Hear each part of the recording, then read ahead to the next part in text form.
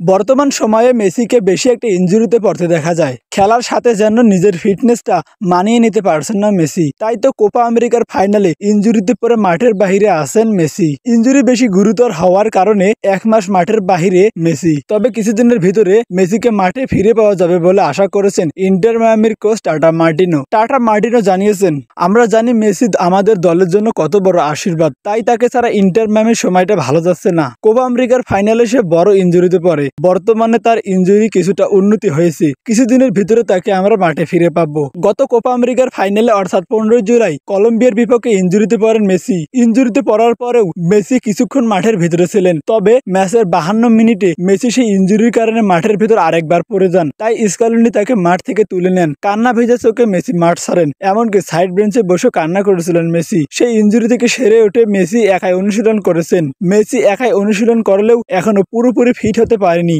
Messi পুরোপুরি fit হতে আর কিছুদিন সময় লাগবে। এমনকি সেপ্টেম্বর মাসে আর্জেন্টিনা 2টি বিশ্বকাপ বাছাই পর্বের ম্যাচ আছে। সেই ম্যাচের আগে মাঠে ফিরবেন মেসি।